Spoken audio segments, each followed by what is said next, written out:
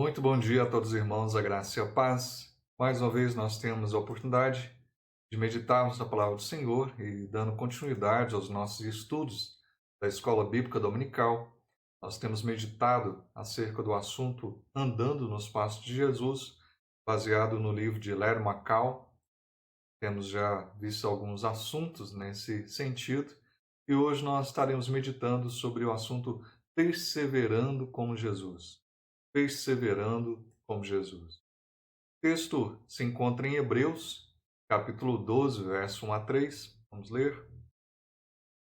Portanto, também nós, visto que temos a rodear-nos tão grande nuvem de testemunhas, desembaraçando-nos de todo o peso e do pecado que tenazmente nos assedia, corramos com perseverança a carreira que nos está proposta, olhando firmemente para o autor e consumador da fé, Jesus, o qual, em troca da alegria que lhe estava proposta, suportou a cruz, não fazendo caso da ignominia, e está sentado à destra do trono de Deus.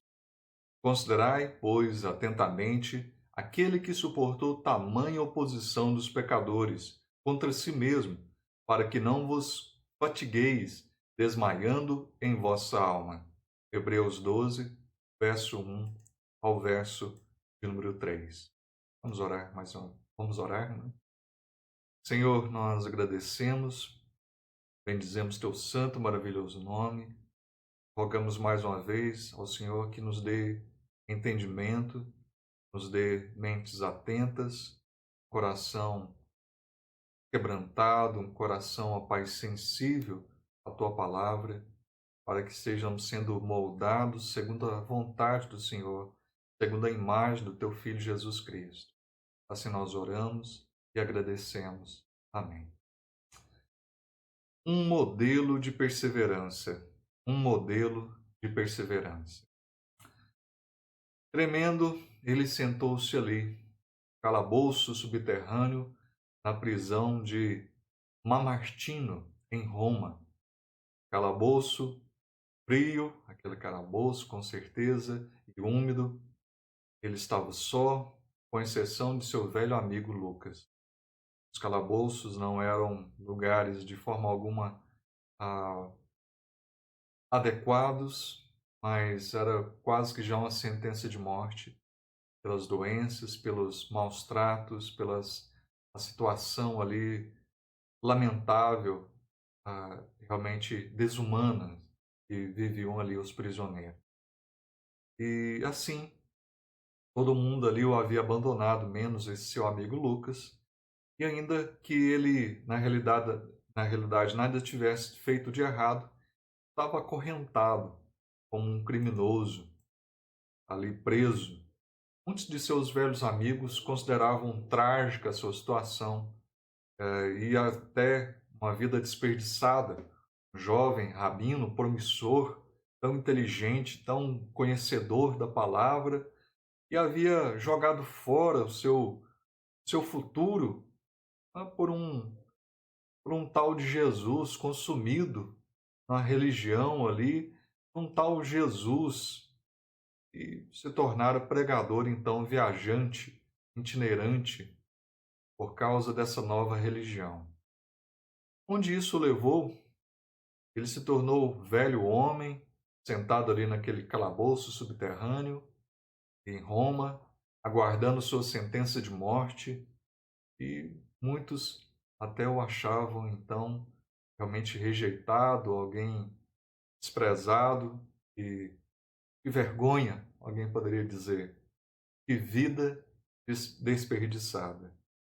Esse velho e trêmulo homem, correntado num calabouço, como numa cova escurecida, escreveu algo. Será que ele escreveu ali na sua última carta ao seu amado filho da fé alguma coisa, reclamando, umas palavras de reclamação, palavras de remorso, de desespero? Que palavras foram essas? Nós vemos essas palavras, lemos as palavras em 2 Timóteo, capítulo 4, verso 6 a 8. Quanto a mim, estou sendo já oferecido por libação, e o tempo da minha partida é chegado. Combati o bom combate, completei a carreira, guardei a fé. Já agora a coroa da justiça me está guardada, a qual o Senhor, reto juiz, me dará naquele dia. Essas não são palavras de remorso, mas são palavras de vitória, de alegria, de grata vitória.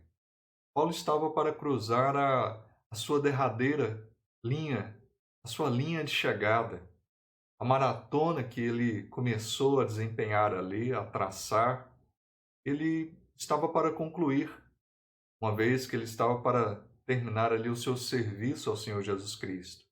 A corrida havia sido difícil, ele suportou açoites, aprisionamentos, naufrágios, mas, mesmo em meio ao abandono, ele não desistiu do Senhor, mas continuou firme, permaneceu firme, ele perseverou no Senhor Jesus Cristo.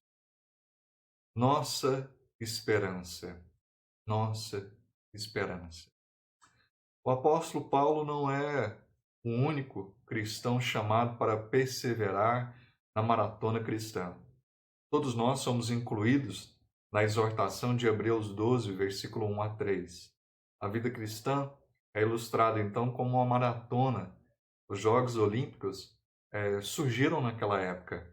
Então, falar de um maratonista, falar algo que até hoje nós entendemos, compreendemos, né? Então, Paulo utiliza-se dessa figura de linguagem, desse corredor que tem os seus olhos fixos, a sua mente focada ali naquele seu trajeto que deve ser desempenhado e almejando realmente passar ali pela a linha de chegada. Então, essa corrida é uma maratona, não uma corrida de 100 metros, é um percurso que já está planejado para nós, a nossa carreira cristã. Não temos a liberdade de correr por qualquer percurso que nos sintamos dispostos a seguir. Nós temos um trajeto delimitado, um caminho. É melhor termos certeza de que estamos certos. Jesus disse: Entrai pela porta estreita, largue a porta e espaçoso o caminho que conduz para a perdição. São muitos os que entram por ela, porque estreita é a porta e apertado o caminho que conduz para a vida, e poucos são os que acertam com ela. Mateus 7, 13 e 14. Só há um caminho que leva à vida eterna. Jesus também disse: Eu sou o caminho, e a verdade e a vida. Ninguém vem ao Pai senão por mim. João 14, versículo 6. Nós não temos outra forma de ir a Deus. Nós não temos outra opção, outra forma de salvação, senão por meio de Cristo Jesus. Somente Ele nos conduz à verdadeira salvação. Ele é o caminho, a verdade e a vida. Não uma verdade, um caminho ou uma vida. Singular. Não existe outro. Nós temos que nos atentar para isso. Não é boas obras e Jesus, não é o que fazemos ou deixamos de fazer em Jesus, não é porque, fulano é uma boa pessoa, não. E já tem aquele ditado de boas pessoas, o inferno está cheio. É, realmente, mas nós temos que sempre nos lembrar que não há justo sequer um. Todos pecaram, carecem da glória de Deus. Todos necessitam crer no Senhor. Uma vez crendo nele, entender que somente ele é aquele que cumpriu perfeitamente toda a lei, toda a Escritura, e morreu a morte que estava destinada a nós, mesmo sendo justo, um justo que morreu por injustos, uma pessoa perfeita que morreu por pessoas imperfeitas. Ele, a ele foi atribuída toda a maldição. Ele sofreu ali o peso, a condenação em nosso lugar. E nós recebemos os seus méritos. Ele foi julgado, sofreu tudo. E nós, então, obtivemos o seu favor, o favor da parte de Deus, porque o nosso preço houve o preço da maldição do nosso pecado. Então foi pago ali. Não há outro caminho. Lembro-me de uma Olimpíada onde determinado corredor, pouco depois de cruzar a linha de chegada e ele havia ganhado, pensado que havia ganhado, obtido a vitória, a medalha de ouro, pouco depois foi desclassificado, porque havia entrado na baia, havia entrado ali no lugar que era de outro competidor. Ele saiu então do seu trilho, do seu segmento, do seu caminho. Nós não podemos sair do nosso caminho, que é Cristo. Nós não podemos permitir de forma alguma, mas nós devemos sempre firmarmos nesse caminho. Portanto, ao considerarmos nossa maratona, devemos primeiramente ter certeza que estamos no percurso certo, percurso que leva à vitória eterna, de que estamos realmente firmes nesse percurso. Isso significa ter certeza de que toda a nossa esperança e confiança para a vida externa estão seguramente fixas. Então, como diz em Hebreus 12, versículo 2, firmes nele, fixas nele, no autor e consumador da nossa fé. Estamos firmes no autor, consumador da nossa fé? Somos aconselhados a realizar essa corrida com perseverança, perseverando firmes. Aparentemente, alguns dos primeiros judeus daquela época, desculpe, alguns dos primeiros judeus daquela época tinham começado a perseverar, estavam firmes no Senhor, mas passado algum tempo começaram a voltar para o judaísmo e isso o apóstolo pega e fala: olha, parem com isso. Vocês que começaram a carreira, de forma alguma podem deixar dar meia volta à velha vida que vocês tinham. Vocês não podem desprezar de forma alguma o caminho que conduz à salvação. O autor da carta aos Hebreus então nos admoesta: não façam isso, não saiam da raia de Cristo. Corram com firmeza, corram com perseverança. Deve haver firmeza de resolução. Devemos nos colocar sempre firmes, determinados a perseverar na nossa carreira cristã, sempre firmes no caminho que o Senhor traçou para as nossas vidas. Nós não podemos, de forma alguma, realmente nos deixarmos, nos ater firmemente a essa carreira, uma determinação em cruzar a linha final, a despeito da adversidade, da oposição, da exaustão e da dor. Podemos ler em Mateus 10, 22, Mateus 10, 22, sereis odiados de todos por causa do meu nome, aquele, porém, que perseverar até o fim, esse será salvo. Aquele que perseverar até o fim, esse será salvo. Sim, isso certamente soa como uma maratona desafiadora, não é alguma coisa simples, fácil, não é alguma coisa, um mar de rosas, tranquilo, não é uma vida de sombra e água fresca, mas sim, é algo desafiador. Que conselho nos dá a palavra de Deus para que corramos com sucesso? O escritor aos Hebreus nos direciona, desembaraçando-nos de todo o peso que nos impede, desembaraçando-nos de todo o peso que nos impede. E todo o peso aqui é todo pecado, todas aquelas coisas que têm nos realmente dado peso, nos atrapalhado a desenvolver essa carreira firme. E muitas coisas podem nos provocar, podem ser desnecessárias. Coisas que temos até no nosso dia a dia, que podem então se tornar esses pesos, que nos atrapalhem. Um celular, que é alguma coisa interessante, importante, às vezes nós podemos começar a utilizá-lo de forma errada. Podemos ficar muitas horas, por exemplo, no WhatsApp, e isso pode nos tirar o foco da nossa vida, da nossa jornada cristã. Um computador, um celular, coisas que são normais. Uma bola, alguém que gosta de jogar uma bola, não é errado jogar bola, mas se ela se torna demasiado, se toma demasiadamente nosso tempo. Se começamos então a deixar de buscar o Senhor para buscar essas coisas, elas se tornam então até ídolos no nosso coração. Nós às vezes pensamos que ídolos são só imagens, mas na verdade não.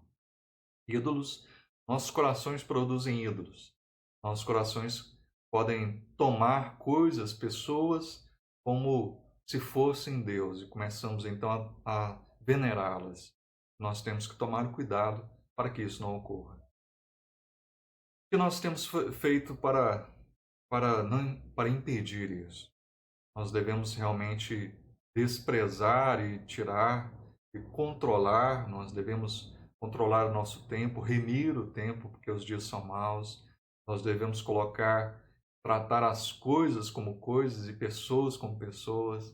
Nós devemos realmente usar coisas e amar as pessoas, e não amar as coisas e usar as pessoas. Nós devemos tomar cuidado com tudo. Nós devemos ter sabedoria. Agora, observe os nossos próprios esforços para correr a maratona da vida cristã. Estamos arrastando tralhas desnecessárias, as quais não farão mais do que atolar-nos, causar peso. Temos carregado pecadinhos de estimação, pecados que têm nos atrapalhado a viver, a correr, a desempenhar a nossa vida cristã de uma forma fiel, de uma forma correta, de uma forma que estejamos crescendo em comunhão com o Senhor. Que pecados têm nos desferido golpes e têm nos atormentado e têm nos impedido de a cada dia estarmos mais perto de Cristo? Devemos, então, avaliar nossa vida à luz das Sagradas Escrituras. Precisamos deixar para trás a bagagem excessiva dos maus hábitos. Por exemplo, assistir televisão excessivamente, como eu disse, ou qualquer outra coisa que tem tirado o nosso tempo, tornado excessivo, maus hábitos que têm nos prejudicado. Estamos correndo com alguma prioridade errada ao olharmos para a semana que passou, onde nós realmente investimos a maior parte dessa semana. Talvez devêssemos incluir em nosso tempo matinal de oração: Senhor, o que tu queres que eu faça hoje? A oração pode nos ajudar. Senhor, durante esse dia que o Senhor me deu, como posso então desempenhá-lo da forma que lhe agrade, de uma forma que seja mais produtivo? Me ajude, Senhor. Nós devemos recorrer ao Senhor. Deve ser nossa oração. Temos adquirido posses ou acrescentado atividades às nossas vidas já ocupadas, já dificultam mais que possam dificultar mais ainda a nossa vida cristã. Temos que tomar cuidado. Não é errado ter coisas, mas nós não podemos de forma alguma deixar de amar ao Senhor ou amar menos ao Senhor por conta dessas coisas ou posses. O Senhor nos permite ter. Não é errado ter nosso carro, casa, nossa conta poupança, mas é errado confiar, depositar nossa esperança, nosso coração nessas coisas. De forma alguma nós podemos apoiar nossa segurança e esperança. Isso é permissível a um crente? Talvez devêssemos nos perguntar desse modo: essa atividade ou posse me impedirá ou me ajudará a correr a corrida? Ela vai me atrapalhar a correr a corrida que está proposta à minha vida cristã, como cristão? Podemos estar mais capacitados a correr melhor sem todas essas atividades ou posse acrescentadas ao longo do caminho? Ah, tem certas pessoas que não são realmente, ah, não é apropriado que tenham bens. Vivemos que o Senhor concede bens àqueles que e concede sabedoria para muitos. Nós vemos pessoas que acham que a riqueza vai lhe ser então a solução para os seus problemas, e na verdade não é. Se tornam mais problemas quando têm mais bens. E pessoas às vezes que têm pouco, mas são fiéis, têm muito. Naquele pouco Deus abençoa e aquilo se torna muito. E são frutíferas na presença de Deus e são felizes no seu convívio familiar e tem em tudo. Às vezes a riqueza, na verdade, traz a prejuízo para os nossos lares, onde há perda dos filhos para as drogas e tantas outras coisas, em tantas catástrofes, em tanta tragédia. O dinheiro não é a solução. Mas não é errado se nós rogarmos ao Senhor, o Senhor nos ajude. E o Senhor fala: olha, tome cuidado, não pense que isso é a solução. Ora, não, e até o Senhor fala: olha, é mais fácil passar então um camelo pelo buraco de uma agulha, uma, uma- ali uma corda muito grossa por um buraco de uma agulha. Não é fácil de forma alguma. Então os discípulos falaram: ah, então, e agora? É impossível então. Mas o Senhor fala: não, para Deus nada é impossível. Mas o Senhor é que dá sabedoria, o Senhor dá força para que aqueles até que têm as suas posses permaneçam fiéis nele, que o amem, que o temam, que usem aquilo para a sua glória e permaneçam fiéis, que não se que não seus corações não se percam em sua riqueza. Obviamente, muitos outros pecados podem de igual modo nos fazer tropeçar. Concupiscência do prazer, do poder, das posses, pode nos assediar, enquanto tentamos então correr firmes. Livremos-nos de todo o peso. O autor John Bunyan, do clássico livro O Peregrino, disse em certo trecho, ele coloca aí, seu escrito, ele fala: deixe-me em paz, não se aproxime de mim, pois estou correndo para o céu. Se eu vencer, ganharei tudo. Se perder, perderei tudo. Deixe-me em paz, pois não te darei ouvidos. Isso, ele falando então para tudo isso que poderia tirar ele do firme caminho perseverante para a glória, caminho para o Senhor. A perseverança dos santos no Antigo Testamento. Perseverança dos santos do Antigo Testamento. Como foi? Hebreus 12, versículo 1, encoraja-nos então com essas palavras. Portanto, também, nós, visto que temos a rodear-nos tão grande nuvem de testemunhas, rodear-nos tão grande nuvem de testemunhas.